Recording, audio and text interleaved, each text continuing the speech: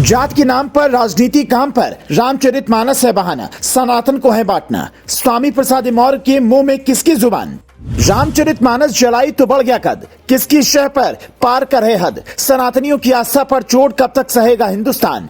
चुनाव में अखिलेश मंदिर जाएंगे, राम का अपमान करने वालों का मान बढ़ाएंगे। बहुत बड़ी साजिश का हिस्सा है राम का अपमान।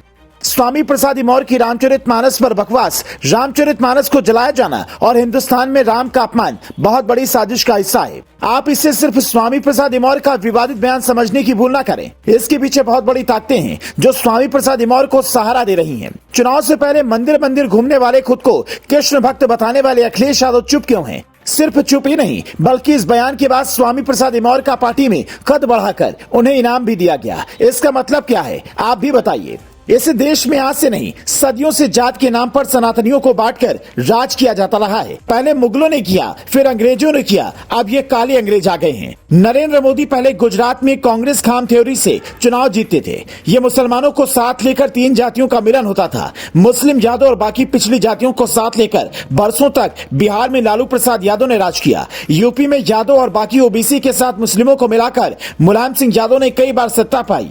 दलितों को ब्राह्मण के खिलाफ भड़काकर बीएसपी ने सत्ता हासिल की। जब से यूपी में योगी और केंद्र में मोदी आए हैं, तब से जातियों का बंटाधार कुछ कम हुआ है। ये जाति आधारित पार्टियां हर जगह सिमट गई हैं। लेकिन अब ये साजिश इस देश के खिलाफ रची जा रही है, जिसकी पूरी रणनीति समाजवादी पार्टी के एक बड़े नेता के घर रात के अंधेरे में बनाई जाती है। इसे एक और उदाहरण से समझिए। बिहार में लालू के बेटे तेजस्वी यादव और यूपी में मुलायम सिंह यादव के बेटे अखिलेश यादव दोनों देश में जातिगत जनगणना की मांग कर रहे हैं। वो लगातार जनता को भड़काने की कोशिश कर रहे हैं। बीजेपी सरकार जातियों की असल गिनती बताना नहीं चाहती, लेकिन सच तो यह है कि आजाद भारत में कभी जातिगत जनगणना हुई ही नहीं।